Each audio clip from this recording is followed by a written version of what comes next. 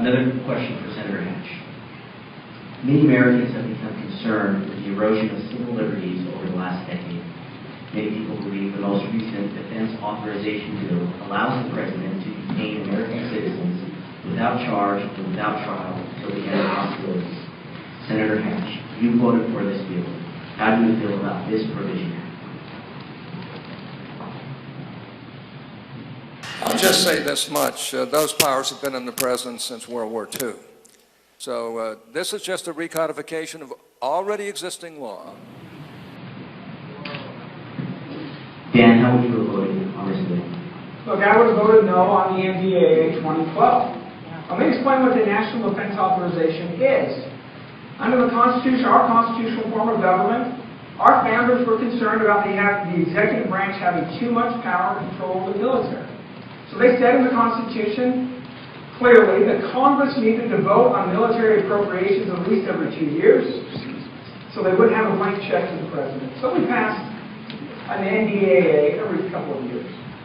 The difference is in 2012, language was inserted into the National Defense Authorization Act of 2012 that appears to give the President of the United States the ability to detain American citizens without charge, without trial, indefinitely, until the end of hostilities with terrorism, whenever that is.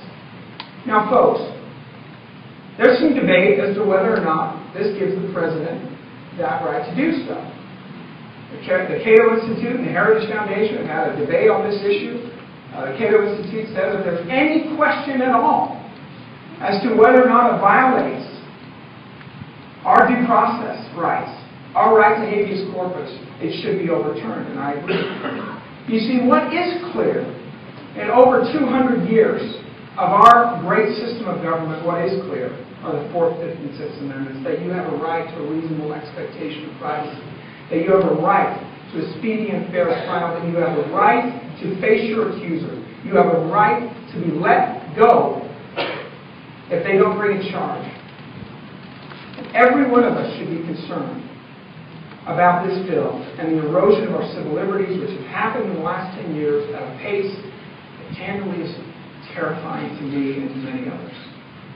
So I would have voted no against this bill. I call for a repeal of all of those sections of the National Defense Authorization Act, and to cloak this in the red herring that I support our troops and therefore have to vote for it, while leaving those provisions in there. Well, folks, our troops are not fighting for paychecks or pensions. They are fighting for the principles of this country that have made it great, including our civil rights.